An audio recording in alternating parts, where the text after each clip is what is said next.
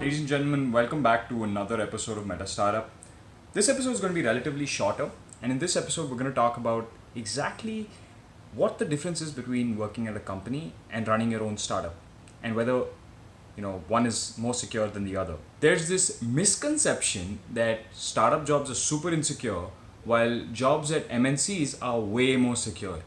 Now, this couldn't be further than the truth, especially today in 2018. While startups have their own share of instability, cash flow problems, and even the question of whether they'll exist in the future or not, MNC jobs have their own problems as well.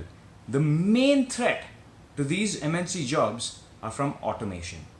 Since their invention, computers and the internet have been eating people's jobs for lunch, right? In the beginning, this process was quite slow, but now with artificial intelligence to help, even skilled employees in complex roles are losing their jobs to computers.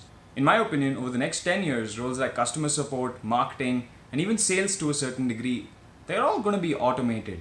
Very few roles, except executive roles, that is, people who make higher order decisions, are going to stay alive. The reason for this is that when an executive decides to take a decision, in the future, a bunch of robots in cold storage, which is AI programs, are going to execute those decisions for him. All that matters is that the executive himself becomes accountable for those decisions, which is why I think a lot of vice president roles in bigger companies are still going to be around in 10 years. However, most of the lower rungs will either be partially or completely automated.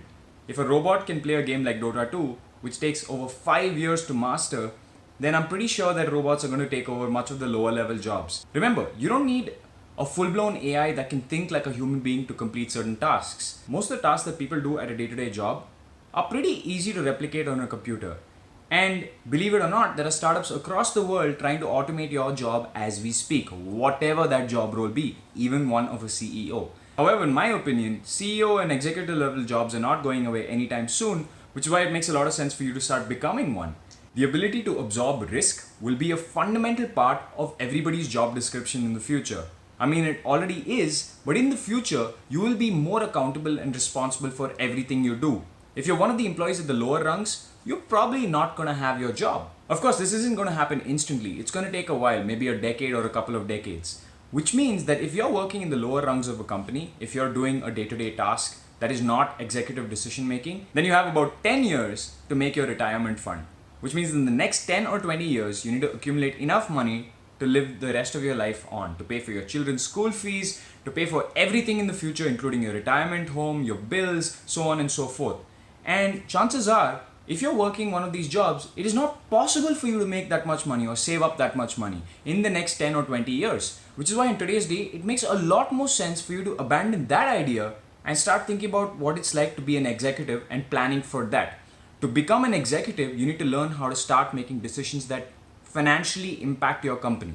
And running a startup is the best way to do it.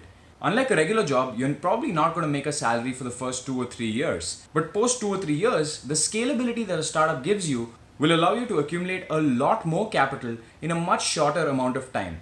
Think about it. You're making a sacrifice for a few years so that you can live the rest of your life making a lot more money work for you, which means you don't actually have to be in a particular place. In fact, startups are becoming cheaper and cheaper to run by the day for the same reason that people are losing their jobs.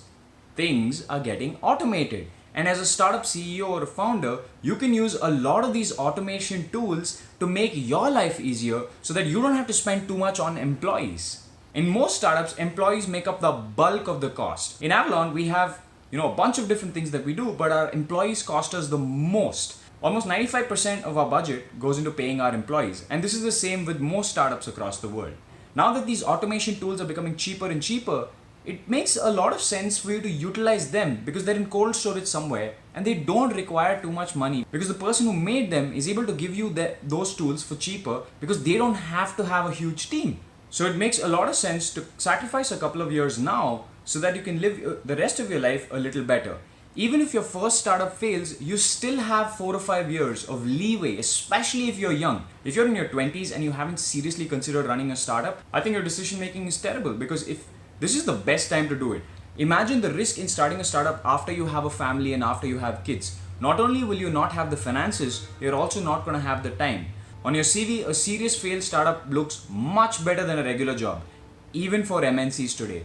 A lot of people are scared of the financial risk that getting into a startup puts them in front of, but the net result is it's actually not that risky. And if you're able to play a longer game, you're able to get a lot more return, even if you fail. Because that failed experience as a startup makes you a better executive so that you can join a company at the executive roles, the roles where you're not going to get automated easily. So that's it for today's episode. All I'm saying is, if you're in a regular job and you're in your 20s, it makes a lot of sense for you to start thinking about seriously starting a startup.